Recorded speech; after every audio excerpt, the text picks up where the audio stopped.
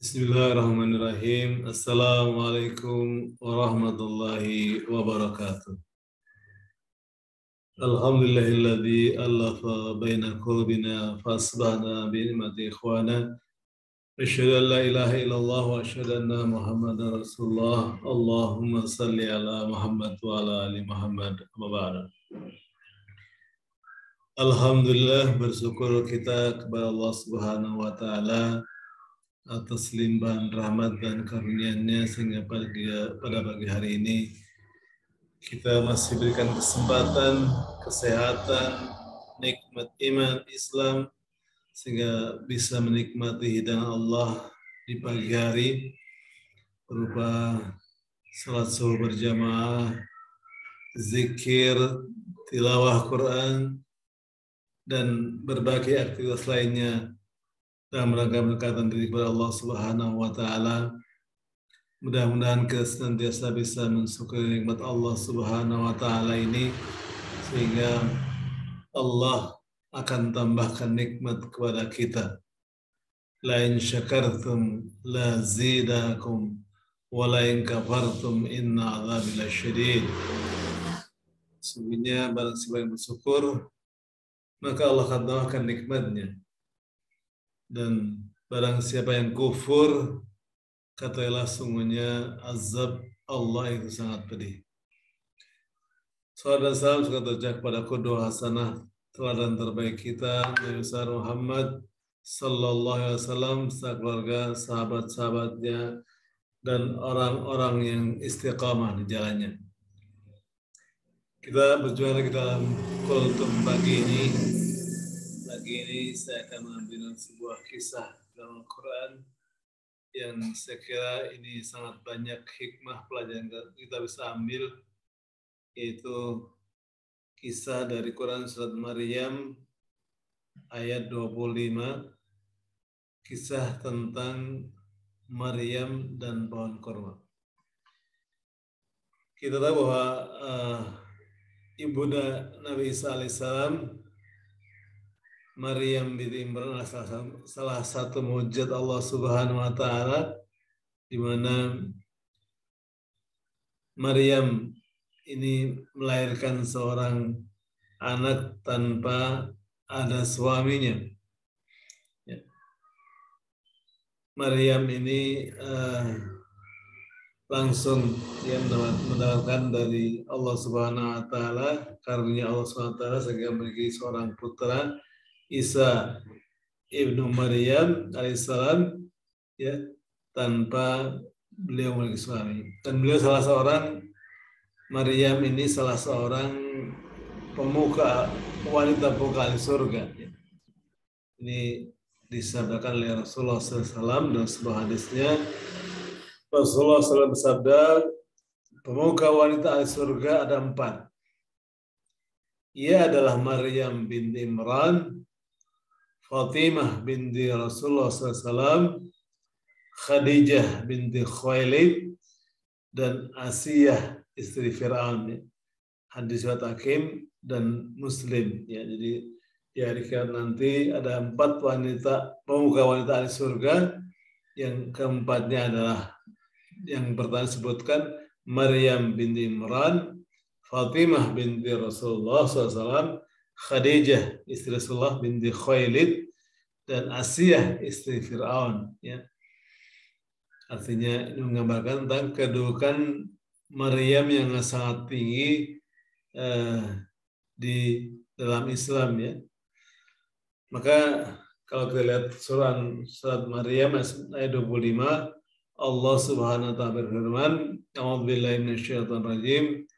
Wa zilaika bijidin nakhlah tusadid 'alaika ardaban janiyya." Dan goyangkanlah pohon korma itu ke arahmu. Niscaya pohon itu akan menggugurkan buah kurma yang masak kepadamu.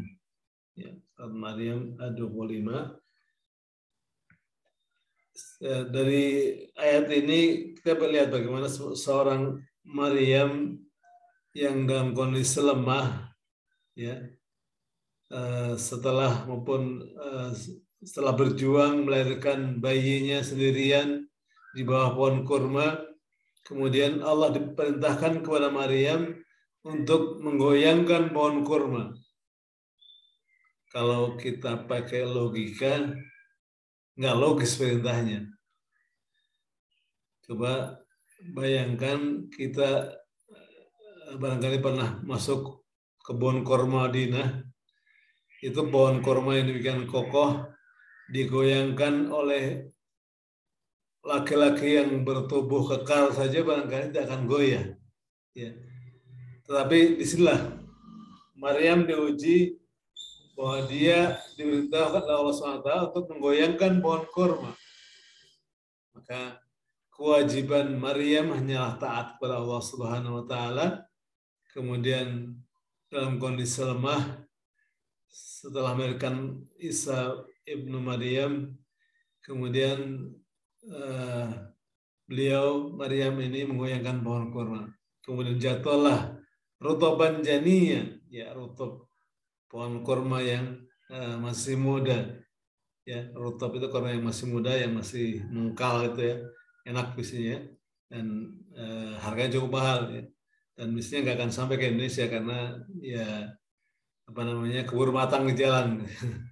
Itu mujizat Allah Subhanahu wa taala, kemudian jatuhlah rutoban janiyah, kurma-kurma muda, yang dengan itu maka dia bisa menguatkan tubuhnya yang sedang lemah, menguatkan bayi Isa alaihissalam ya, yang baru dilahirkannya dengan memberikan tahnik ya, dengan memberikan kurma ke mulut Isa alaihissalam ya. Artinya sekali lagi disinilah bahwa untuk taat kepada Allah Subhanahu wa taala kita tidak harus berpikir logika. Ketika Allah sudah perintahkan, laksanakan. Orang-orang beriman ketika mendengar perintah Allah Subhanahu wa taala, sami'na wa ata'na. Saya mendengar dan saya taat. Beda dengan orang-orang munafik yang ketika mendengar perintah Allah SWT, mereka mengatakan sami'na wa asaina. Saya mendengar tapi saya melalaikan, mengabaikan. Ya. Maka orang beriman sam'an wa ta'atan, mendengar dan taat ketika ada perintah Allah Subhanahu wa taala. Dan pelajaran yang kita bisa ambil ternyata rasa sakit ya setelah melahirkan Isa alaihissalam, bersandar pada pohon kurma tadi, kemudian hilang ya sakitnya setelah makan kurma yang baru berjatuhan dari pohonnya tadi.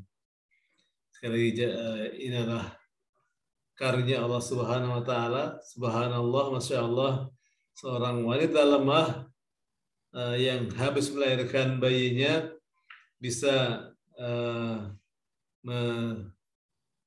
meruntuhkan ya kurma-kurma dari pohonnya dengan menggoyangkan pohonnya. Ini adalah karena buah dari ketaatan kepada Allah Subhanahu wa taala. Ya. Kalau kita kepada Allah Subhanahu wa taala, maka sesuatu yang tidak logis ya itu bisa menjadi sebuah kenyataan dari Allah Subhanahu wa taala. Dan perang Badar misalnya berhadapan 313 kaum muslimin dengan senjata yang sangat sederhana, berhadapan dengan 1000 tentara kafir Quraisy, persenjataan lengkap, ya, katakanlah 1000 pasukan berkuda lengkap semuanya, tidak logis secara hitung-hitungan, ya. Tetapi karena perintahnya sam'an wa ta'atan, perintah dan mendengar dan taat, maka 313 kaum muslimin dengan senjata yang sederhana mampu mengalahkan dengan izin Allah Subhanahu wa taala 1000 pasukan Quraisy yang bersenjata lengkap. Ini buah dari ketaatan kepada Allah Subhanahu wa taala. Ya, buah dari ketaatan kepada Allah Subhanahu wa taala. Jadi ketika kita taat kepada Allah Subhanahu wa taala, kita nggak harus berpikir logis dan tidak logis, ya. Tetapi kalau itu perintah Allah, sami'na wa ata'na. Kami dengar dan kami taat. Mudah-mudahan dengan senantiasa kami mendengar dan taat kepada perintah Allah Subhanahu wa taala, Allah akan berikan kemuliaan, berikan kedudukan ya dengan senantiasa kita kepada Allah Subhanahu wa taala. Semoga kita bisa ambil ibrah pelajaran dari kisah Maryam dan pohon kurma ini dengan sekali lagi mengedepankan ketaatan kepada Allah Subhanahu wa taala. Mudah-mudahan manfaat yang sedikit ini kita akhiri dengan doa penutup majelis. Subhanakallahumma wa bihamdika asyhadu an la ilaha illa anta astaghfiruka wa atubu ilaik. Assalamualaikum warahmatullahi wabarakatuh.